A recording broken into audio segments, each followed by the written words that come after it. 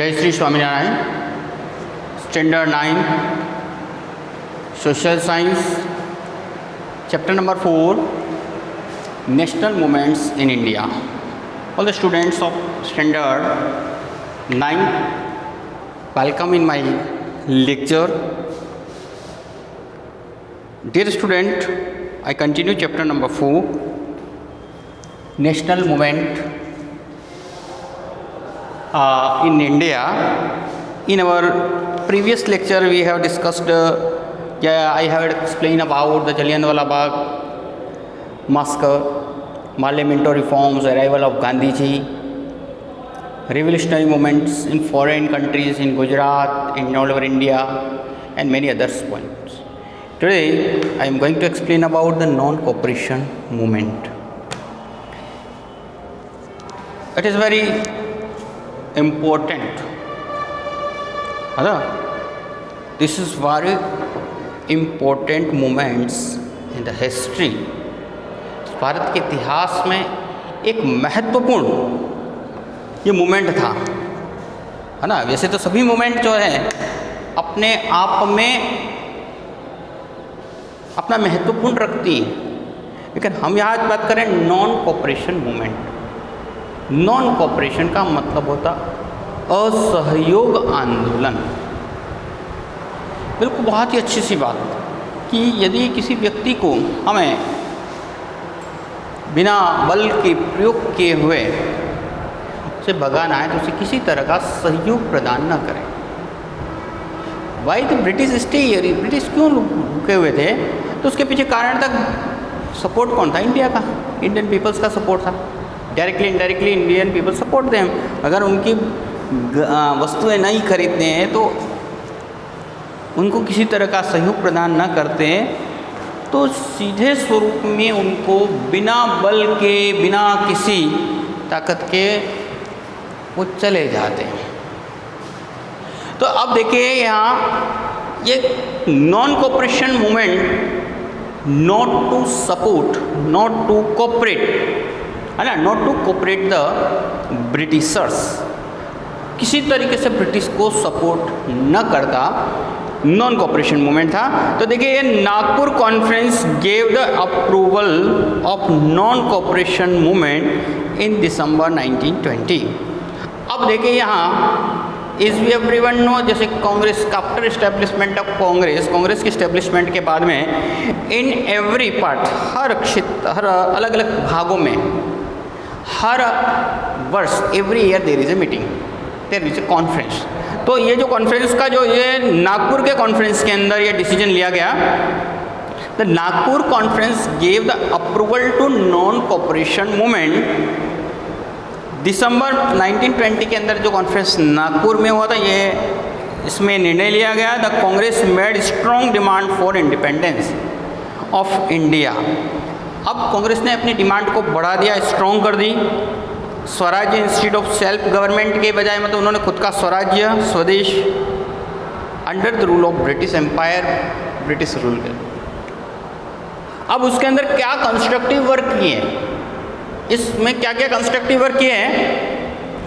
In the positive aspect of movement was Hindu Muslim unity be strengthen. अब positive रूप में देखे तो यहाँ हिंदू और मुस्लिम के बीच में यूनिटी की बात रही। इंस्टेंट यूजिंग स्वदेशी आर्टिकल। अब इसमें क्या किया गया? स्वदेशी आर्टिकल का यूज़ किया गया, क्योंकि विदेशी वस्तुओं का बहिष्कार, नॉट बी यूज, क्योंकि कोऑपरेट नहीं करना। इसका मतलब क्या था? नॉट कोऑपरेट इट मीन्स उनकी वस्तुओं का यूज नहीं करना। स्वदेशी, revival of spinning wheel in every houses. और जब हमने इसकी शुरुआत की तो हर घर में चरखा चलने लग गया। Collection of 1 crore rupees for Tilak Swarajya fund. Tilak Swarajya fund में आज़ादी के लिए, रिवोल्यूशनरी एक्टिविटीज़ के लिए 1 करोड़ रुपया इकट्ठा किया गया। एबोलिशन ऑफ अनटचेबिलिटी, छुआछूत को ख़त्म किया गया। नेशनल एजुकेशन स्टार्ट हुए और प्रोहिबिशन ऑन लिक्यर, दारूबंदी वगैरह की गई। तो देखो बोलिए बहुत सारे कंस्ट्रक्टिव प्रोग्राम हुए हैं कि हमने जब फॉरेन की वस्तुएं छोड़ दी, इसका मतलब है आत्मनिर्भर भारत, की संकल्पना उस समय शुरुआत हुई थी। खुद की वस्तु का उपयोग करें।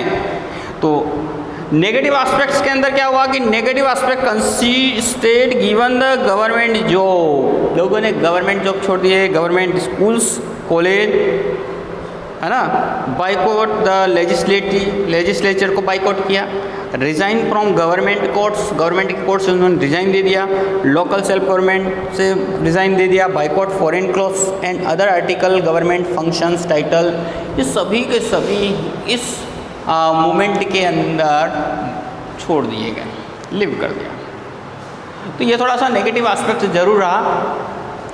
अब इस नॉन कोऑपरेशन मूवमेंट के अंदर प्रोग्राम क्या था इसके अंदर? तो in the beginning of the movement Mahatma Gandhi and Rabindranath Tagore surrender their title Kaiser Hind और नाइटहुड ऑनर रेस्पेक्टिवली।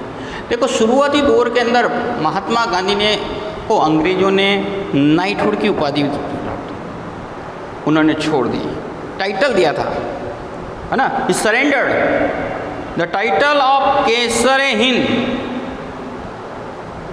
और नाइटहुड की जो उपाधि थी रविंद्रनाथ टैगोर को रेस्पेक्टिवली उन्होंने उसको सरेंडर कर दिया। Other leader of the nation gave up their title and position, जो भी अदर लीडर थे उनके पोजीशन को भी उन्होंने अपना छोड़ दिया, पोजीशन और उनके टाइटल्स को। Student left English medium school, student left English school, English स्कूलों को विद्यार्थियों ने छोड़ दिए, कॉलेजेस को छोड़ दिए। Various places foreign clothes were set fire कर, जगह पर फॉरेन के क्लॉथ्स को जलाया गया। When duke of Kenneth came to India he was boycotted, उसको बॉयकॉटेड किया गया 1921 में। The ceremony of honouring prince of Wales के जो सेरेमनी की गई थी उसको भी बॉयकॉटेड किया गया। Such incident create the considered national excitement, और इन सभी इंसिडेंट्स ने एक कंसिडरेबल नेशनल एक्साइटमेंट स्टार्ट हुआ, पूरे देश में एक एक्साइटमेंट की भावना प्रोड्यूस हुई। On the other hand national schools open हुए, बहुत बड़ी मस्त बात, जो कॉलेजेस वर इस्टेब्लिश, उसमें देखिए Kashi, Bihar, Jamia Millia, Gujarat Vidyapith etcetera. विगोरियस propaganda of स्वदेशी, ज़्यादा से ज़्यादा प्रोपोगंडा किया गया वो विदेश स्वदेशी वस्तुओं का। Import clothes, footwear, luxurious item and from England reduced drastically, और धीरे धीरे जो फॉरेन से आने वाली वस्तु में जैसे फुटवियर थे, लग्जरियस आइटम थे, वो ड्रेस्टिकली धीरे धीरे वो कम हो गए। This reaction Ratle the British parliament, और ये इस डिसीजन ने किसको हिला दिया?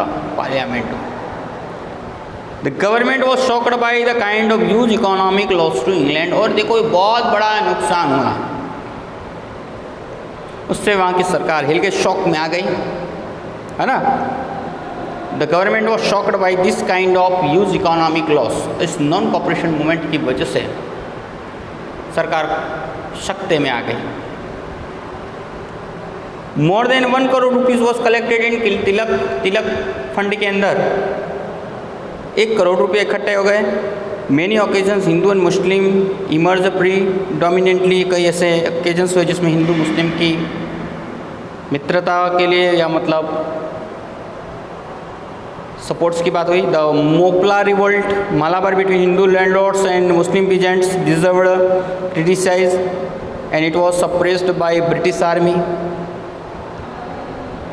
Then after the government adopt the policy of suppression. अब देखिए ये सब कुछ हमने किया, बहुत अच्छा सा प्रोग्राम था, बिना हथियार थे, है ना, नॉट टू कोऑर्डिनेट, सीधी सी बात थी, नॉट टू कोऑपरेट। उनको यदि हम कोऑपरेट नहीं करें तो अपनी बोरी बिस्तर वो लेके चले जाते हैं। लेकिन इस मूवमेंट को सप्रेश करने के लिए, दबाने के लिए गवर्नमेंट ने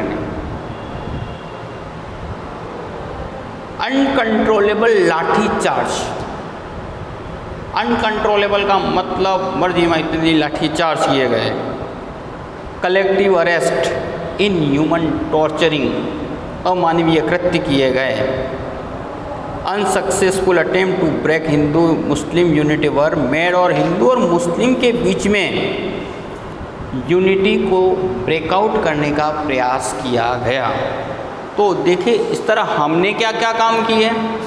तो यहाँ सीधी सी बात है, जो हमने इस प्रोग्राम के अंतर्गत स्वदेशी वस्तुओं का निर्माण करना, स्वदेशी वस्तु का यूज़ करना, नॉट कोऑपरेट एनीवे, किसी भी तरीके से उनको कोऑपरेट नहीं करने की बात आई। लेकिन उसी समय एक बहुत बड़ी जो इंसिडेंट हुई वो चोरी चोरा इंसिडेंट के नाम से जानी जाती है, और that was people took the rally in the चोरी चोरा विलेज इन गोरखपुर। अब देखो गोरखपुर में एक रैली निकाली जा रही थी लोगों के द्वारा, took out the rally in Chauri Chaura village in Gorakhpur Uttar Pradesh. The police open fire on the people, और पुलिस ने क्या कर दिया, गोलियां चला दी लोगों पर। But when they rain short bullet, जब वो शॉर्ट बुलेट चला दे, people attack the police station, और उसी समय लोगों ने पुलिस स्टेशन के ऊपर अटैक कर दिया, सेट ऑन फायर, जला दिया, इन विच 21 पुलिसमैन डाइड, और उसमें 21 पुलिसमैन की डेथ हो गई।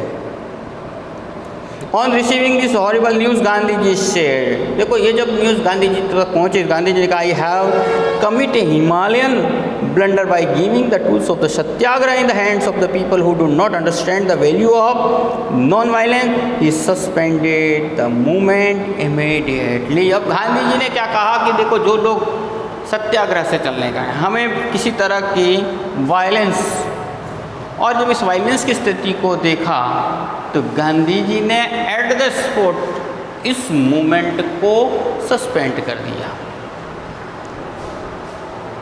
बहुत ही सुंदर मूवमेंट चल रहा था,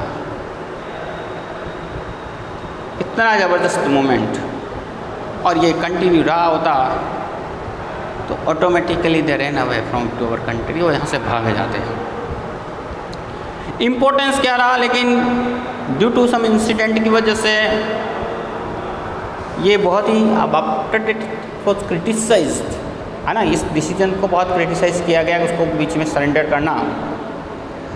अब ये इंपॉर्टेंस क्या रहेगा, movement did not achieve its desired aim. देखो जो मूवमेंट जिस काम के लिए किया था वो अपना काम पूरा नहीं कर पाया, अपना एम को पूरा नहीं कर पाया, but its negative and constructive aspect manage to generate the people awareness to the rights. अब लोगों को अपने राइट्स के लिए अवेयर हुए, awareness of their rights.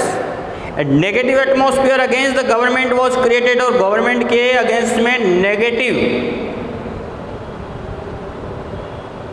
Atmosphere created किया गया। There was a strong feeling of opposition against injustice, और यहाँ अन्याय के खिलाफ यहाँ फीलिंग की गई, अपोजिशन किया गया। तो political awareness among all the classes of India, हर भारत के हर लोगों में, हर तरह के ग्रुप में, हर तरह की क्लास के लोगों के अंदर पॉलिटिकल अवेयरनेस आया। The faith of independent became stronger, और जो विश्वास था इंडिपेंडेंट का वो और बढ़ा। द फियर ऑफ लाठी charge, punishment, imprisonment was removed. अब लोगों के अंदर जो लाठी चार्ज, पनिशमेंट, इम्प्रिजनमेंट, ये सब फियर दूर हो गए। The youth and women to come forward to serve their nation, और यहाँ युवान लोग और इसके साथ साथ अदर कई वुमेन्स सब पार्टिसिपेशन में पार्ट आने लगे।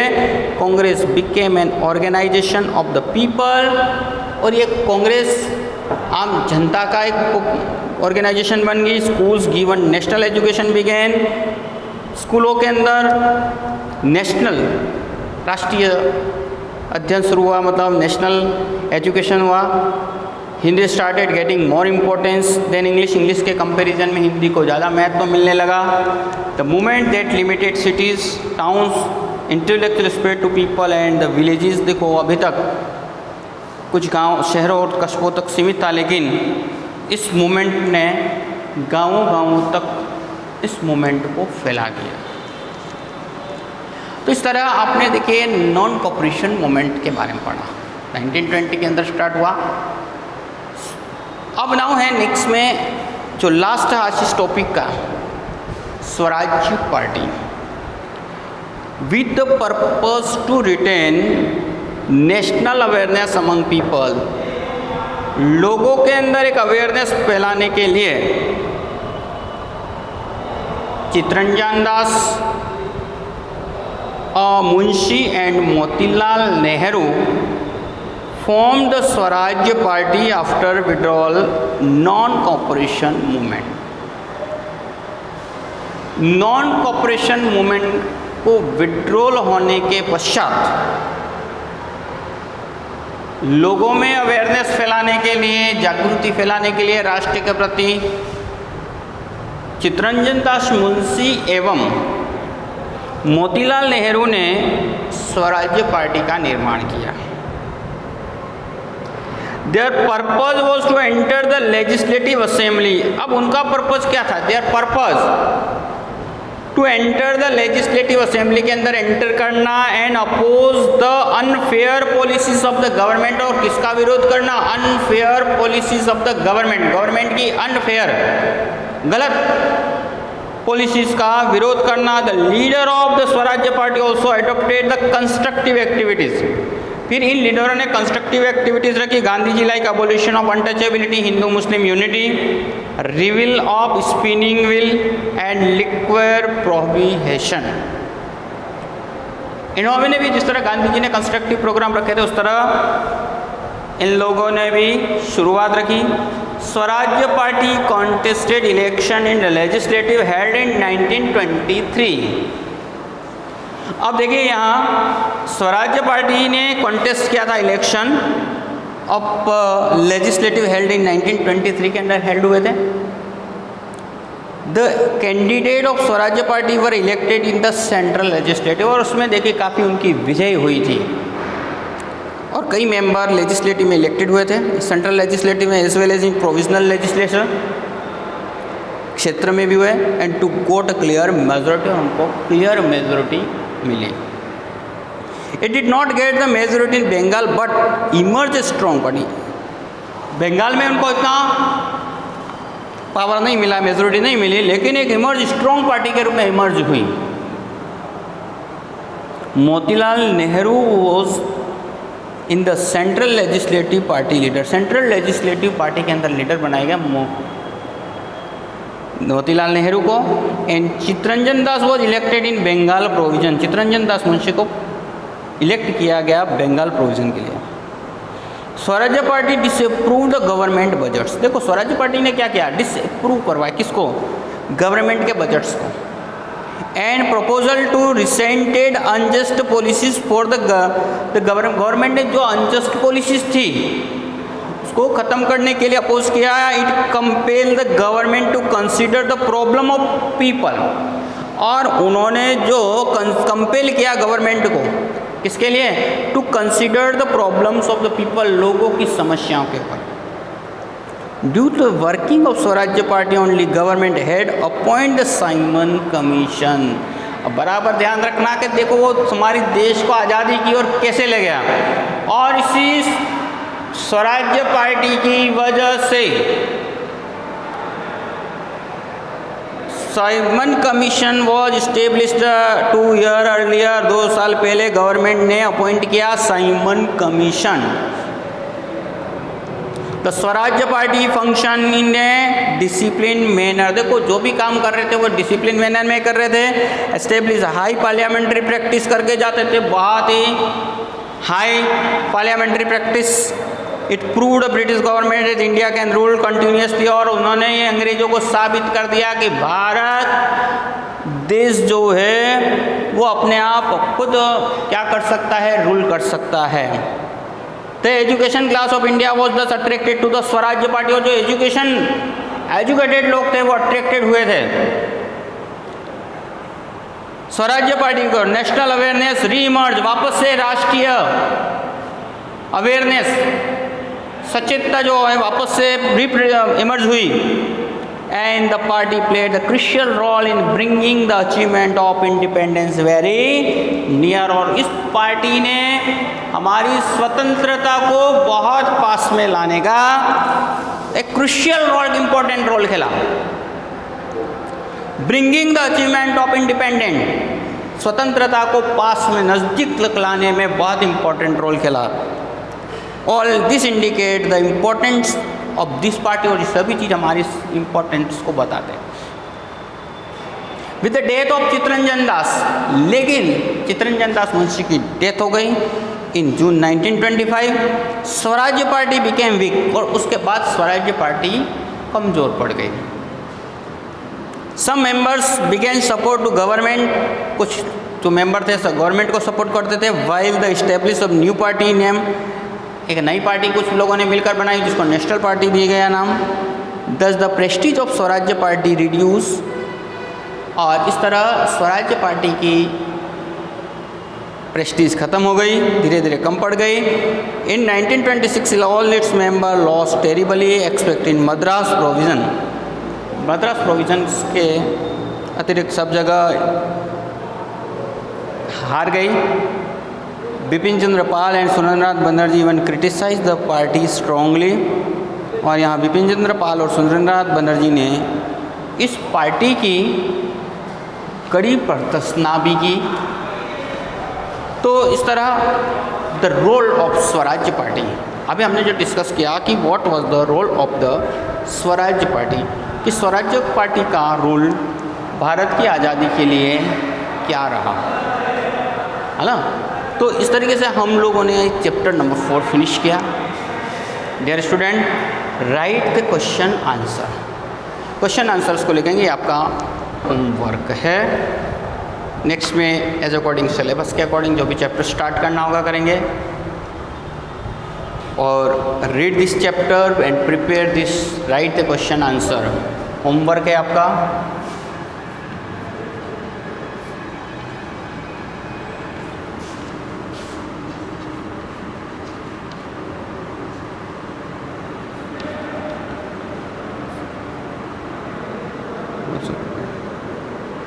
और इसको प्रिपेयर करें। जय श्री स्वामीनारायण।